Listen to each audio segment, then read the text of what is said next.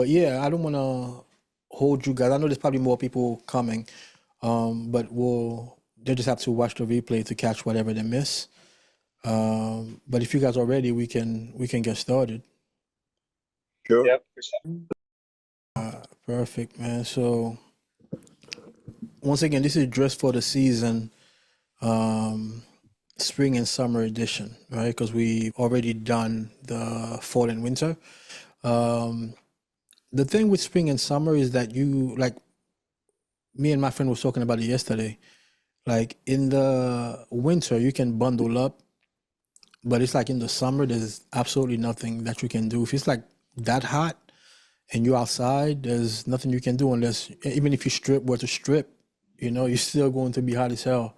So it's very important, man, to have to dress as comfortably as possible in the spring and summer, even more important than the fall and winter itself. So this is dress for the season, to always look stylish regardless of the temperature. So once again, spring and summer is one of those seasons where guys use it as an excuse not to dress well. I remember I went to my niece's communion. It was one of the nicest days, bro. It might have been like 70, 79 degrees. And somebody still said to me, "You wearing a suit in this weather?" And I'm like, if I can wear a suit in 78-degree weather, when can I wear one? Like, so guys definitely use it as an excuse not to get dressed. And you always have to put your best foot forward regardless, right? You just have to make sure you do it right so that way you're comfortable. That's extremely important. So from my own experience and from talking to other guys, some of the issues that they have with spring and summer weather, especially summer, is that it's too hot.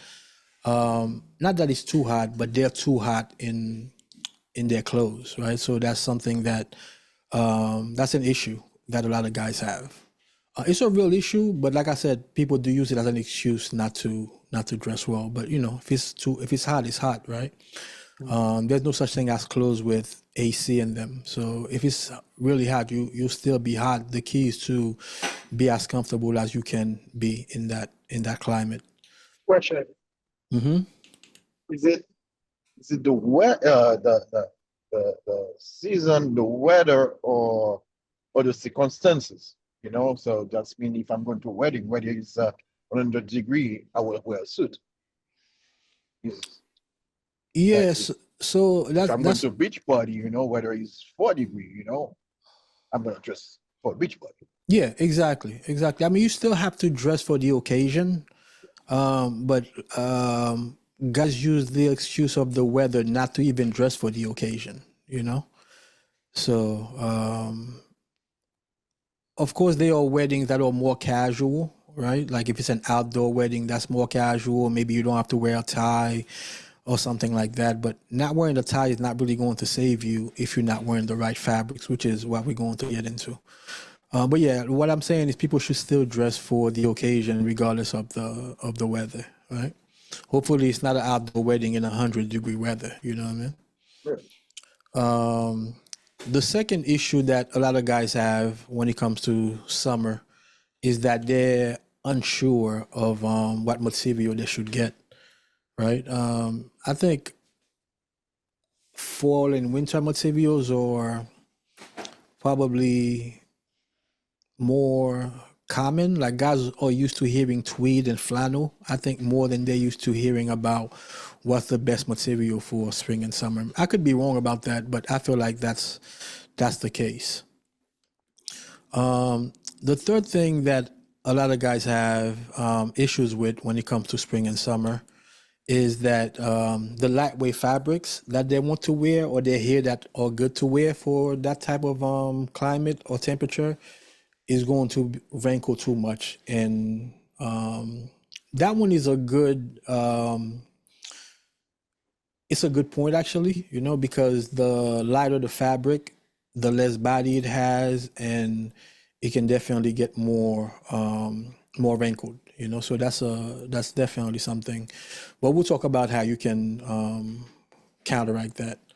And last but not least, with all those fears that they have, it takes them down to it boils down to them looking unprofessional in the spring and summer, right? Because if you're not wearing the right fabrics, you're never gonna be truly comfortable, and you're also going to be you're gonna have self doubt, right? Because being that you're not comfortable, you're gonna think that it's obvious to other people as well. And then, you know, let's say you have to go to work, you have a big meeting or whatever the case may be, you're trying to make a good first impression, then, you know, you might end up looking very unprofessional and disheveled if you're not wearing the right things in the spring and summer, the right fabrics in the spring and summer. Can you guys relate to any of that stuff?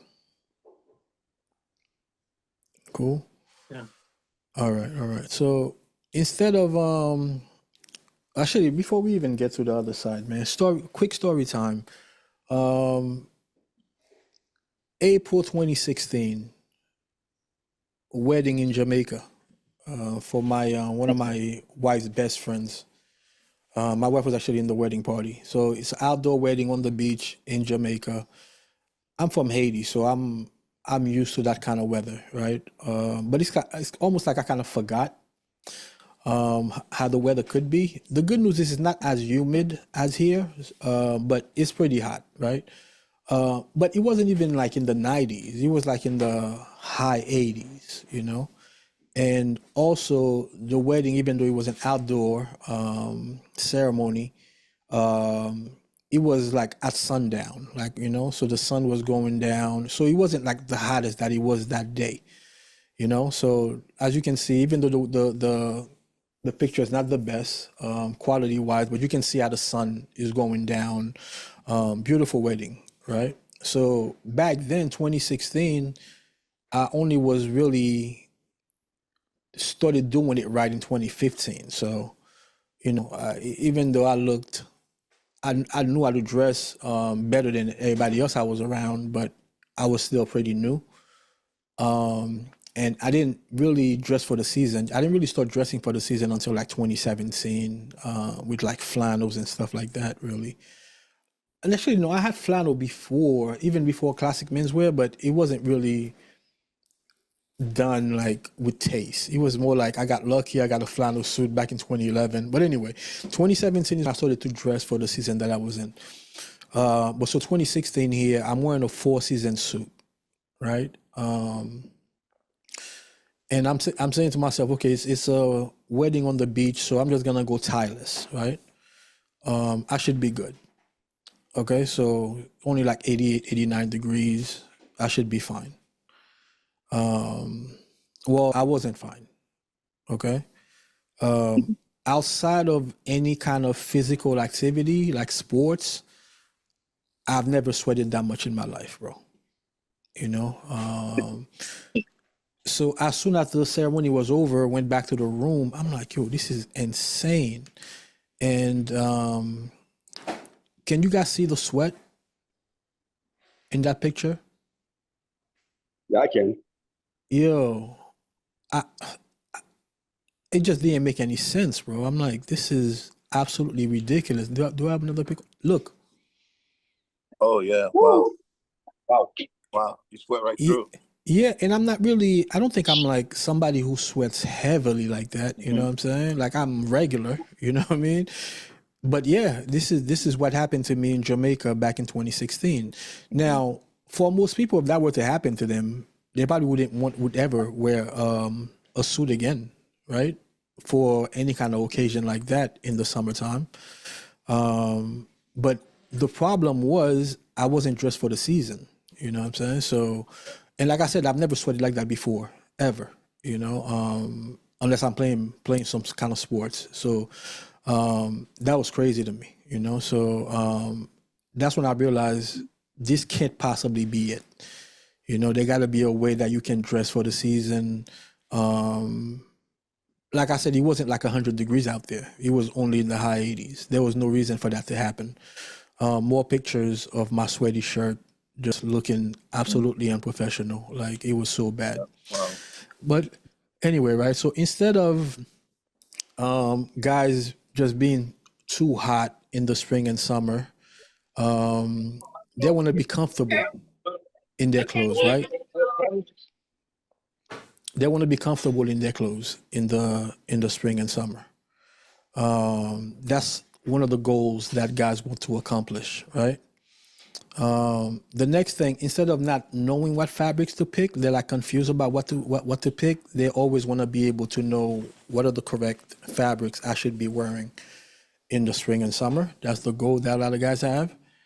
The next thing is instead of not know, I mean, thinking that some of the fabrics that you should be wearing in the spring and summer are not going to be heavy enough to be to drape properly and not be wrinkled. They want to know, they want to be able to wear like fabrics that are going to breathe easily and still maintain their shape for the most part. And then last but not least, right, instead of just looking unprofessional in the spring and summer because it's so damn hot, guys want to look professional in their clothes, you know. So those are the things that we are going to cover today in this master class. I'm going to tell you about the top 5 fabrics I recommend. Okay, but before we get to that, part of the problem in Jamaica wasn't just the fact that I was wearing a 4-season suit. Anybody wanna tell me what they think the issue was outside of the 4-season suit? Um,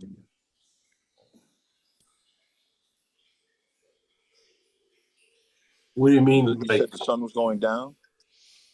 No, not that. but maybe your shirt also wasn't the right fabric. You know what I mean? Bingo, Like the bingo, layers, like your layering was just off completely. Layers, yeah. bingo. That's it, bro. is it not wearing an undershirt?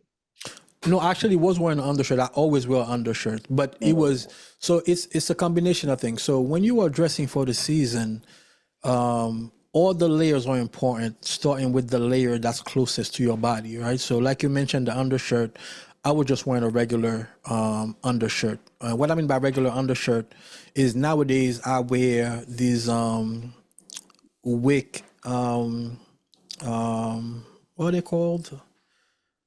I'm drawing a blank right now, but they're from Uniqlo, and they're wick moisture and odor from your body. It's like Capeline, like a super light Capeline. Something like that. Arizom is the name of the line to Uniqlo, and that's all I wear, you know, because I never have to worry about that, right? But back then, I was just wearing like regular undershirts, like Fruit of the Loom or whatever, right? Which probably wasn't as breathable as the ones that I wear now. So that's the first thing. So that's the first layer, right? The second layer, I was wearing a shirt that probably was a twill, right? Meaning that it wasn't breathable at all. You know what I'm saying? So, like I said, I wasn't used to dressing for the season. So everything I wore it all year round. So if it's in the winter, I'll throw a coat on. And if it's in the summer, you know, I just don't wear a coat and thinking, you know, or don't wear a tie, thinking that those things will help me as opposed to wearing the right fabric to begin with, right? So that was the first issue, was the layers weren't made for that season, besides the actual jacket itself, right? So let's take this this shirt here from Proper Cloth. This shirt is like a linen and cotton mix. So you definitely want something like that in the spring and summer. You shouldn't be wearing the same shirts that you wear in the fall and winter. I mean, you can wear some cotton shirts in the fall and winter and get away with it, but I try to separate the shirts that I wear for the spring and summer versus the ones that I wear for the fall and winter, right? So you can kind of see like an up close picture of that shirt where it's a little bit see through. Yeah, it looks nice. Yeah, but still professional. You know what I'm saying? Yeah. So something like that is kind of like what you want, like linen mix, cotton, but not all cotton work. Just make sure it's a cotton that's breathable, right? So those are the kind of things that you want to wear.